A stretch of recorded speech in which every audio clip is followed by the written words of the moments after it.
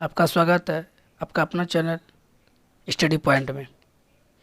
अब आज देखेंगे हम लोग सोशल साइंस के सेट 5 क्लास टेंथ के सेट 5 सामाजिक विज्ञान का देख रहे हैं, जो जैक द्वारा झारखंड एकेडमिक काउंसिल रांची द्वारा जो जारी किया गया है और इम्पोर्टेंट क्वेश्चन भी है, इसलिए आप लोग अंत तक वीडियो को जरूर देखें। आपके लिए यह बहुत इम्पोर्टेंट क्वेश्चन है, देखिए। और हमारे चैनल को लाइक शेयर सब्सक्राइब जरूर करें। देखते हैं सोशल साइंस के सेट 5 के क्वेश्चन नंबर 1 बोल रहे हैं, स्वतंत्रता समानता एवं बंधुत्व का नारा किस क्रांति का अध्ययन है। तो कौन क्रांति दिए थे हमारे, तो दिए थे फ्रांसीसी क्रांति दिए थे, ऑप्शन ख सही है। अब देखेंगे 2 नंबर क्वेश्चन, बिस्मार्क जर्मनी का प्रथम चांसलर कब बना। ये तो कब बना था चांसलर, 1871 ईस्वी में, ये ऑप्शन क सही है।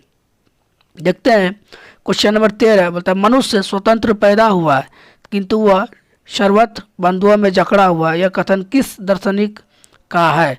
यह किसका है, तो हमारा रूसो का था। ये कथन किसका था, रूसो का, ऑप्शन ग सही है। अब देखेंगे क्वेश्चन नंबर 4 बोल रहा है, किसके कल्पनादर्श मतलब ब्रैकेट में दिया यूटोपिया में एक आदर्श समाज की कल्पना की गई है।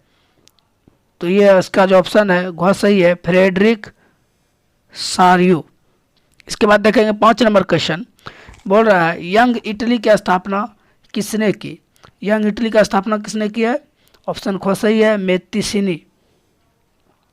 अब देखेंगे क्वेश्चन नंबर 6, असहयोग आंदोलन की समाप्ति किस घटना से हुई है।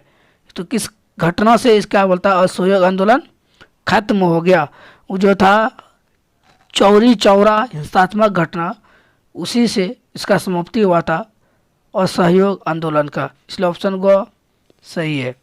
अब देखेंगे क्वेश्चन नंबर 7, भारत छोड़ो आंदोलन की शुरुआत कब हुई। भारत छोड़ो का जो आंदोलन हुआ था शुरुआत हुआ कब हुआ था, 1942 ईस्वी में हुआ था, इसलिए ऑप्शन ग सही है। इसके बाद देखेंगे 8 नंबर क्वेश्चन, गदर पार्टी की स्थापना किसने की। तो इसका स्थापना किसने की है, लाला हरदयाल, ये ऑप्शन ख सही है। इसके बाद देखते हैं क्वेश्चन नंबर 9, स्वदेशी आंदोलन की प्रेरणा से भारत माता की छवि को किसने चित्रित किया। तो ये किसने चित्रित किया, हमारा ग सही है, अवनींद्र नाथ टैगोर, ऑप्शन ग सही है। अब देखेंगे क्वेश्चन नंबर 10, खुदाई खिदमतगार की स्थापना किसने की। तो ये किसने की थी, अब्दुल गफार खान, ऑप्शन ग सही है।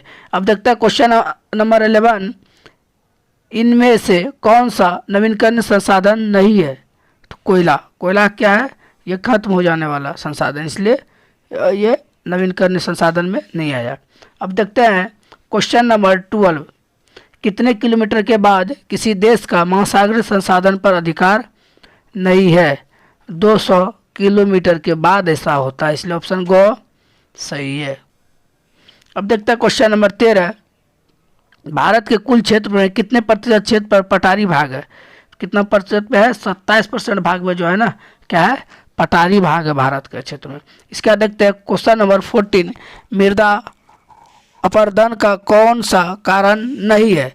तो कौन सा कारण क्या बोल रहा है, नहीं है, तो इसमें कौन सा कारण नहीं, हिम, ऑप्शन ग सही है। इसके बाद देखते हैं 15 नंबर क्वेश्चन, 15 नंबर बोलता है, भारत में उपलब्ध स्थानधारियों में से कितने प्रतिशत को लुप्त का खतरा है। कितने प्रतिशत का, तो 20% का, ऑप्शन ख सही है। 16 नंबर क्वेश्चन, सदाबहार वृक्ष चीड़ और औषधीय वनस्पति है, यह किस राज्य में पाया जाता है। यह जो है ना हिमाचल प्रदेश में पाया जाता है, ऑप्शन ग सही है। अब देखते हैं क्वेश्चन नंबर 17 पेड़ एक विशेष औषधि दयालु और उदारपूर्ण जीवधारी है जो अपने सतत पोषण के लिए कोई मांग नहीं करता और दानशीलता पूर्वक अपने जीवन की क्रियाओं को भेंट करता है। यह सभी की रक्षा करता है और स्वयं पर कुल्हाड़ी चलाने वाले विनाशक को भी छाया प्रदान करता है। यह कथन किसका है, यह जो कथन है यह कथन किसका है, ये गौतम बुद्ध के कथन थे, ऑप्शन ख सही है। 18 विश्व में कुल आयतन का लगभग कितना प्रतिशत भाग महासागरों में पाया जाता है। 71% भाग जो है महासागरों में पाया जाता है, इसलिए ऑप्शन को सही है।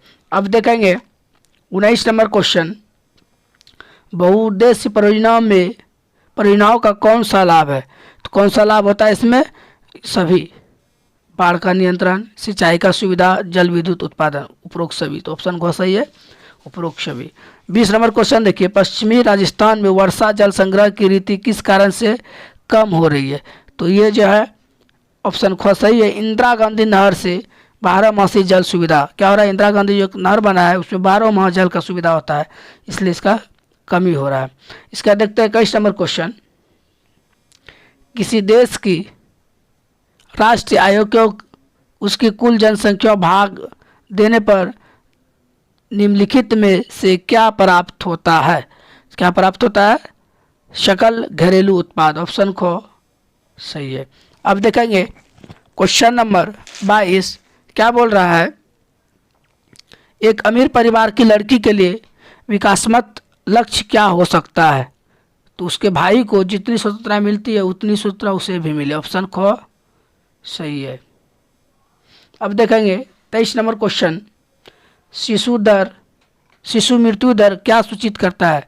शिशु का जो मृत्यु होता है वह क्या सूचित कर रहा है? ऑप्शन ख सही है, किसी वर्ष में पैदा हुए 1000 जीवित बच्चों में से 1 वर्ष की आयु से पहले मर जाना, इस वाले बच्चों का अनुपात। इसके बाद देखिए 24 नंबर क्वेश्चन, निम्नलिखित में से ऊर्जा के मुख्य स्रोत कौन कौन से है? कौन कौन से बोलता है ऊर्जा के मुख्य स्रोत है? कोयला, पेट्रोलियम, विद्युत, उपरोक्त सभी। ये सभी जो है ना मुख्य स्रोत है ऊर्जा के, इसलिए ऑप्शन घ सही है। अब देखेंगे क्वेश्चन नंबर 25, निम्नलिखित में से कौन सी आर्थिक गतिविधियों तृतीय क्षेत्र में नहीं आती है? तो कौन सा आता है? मधुमक्खी का पालन यह तृतीय क्षेत्र में नहीं आती है। अब देखेंगे क्वेश्चन नंबर 26, मनरेगा का विस्तारित रूप चुने। मनरेगा का क्या बोल रहा है? विस्तारित रूप चुने। ये क्या होता है? महात्मा गांधी राष्ट्रीय ग्रामीण रोजगार गारंटी अधिनियम। ऑप्शन ख सही है। अब देखेंगे 27 नंबर क्वेश्चन, बोलता है किसी वर्ष में उत्पादित डैश के कुल मूल्य को सकल घरेलू उत्पाद कहा जाता है?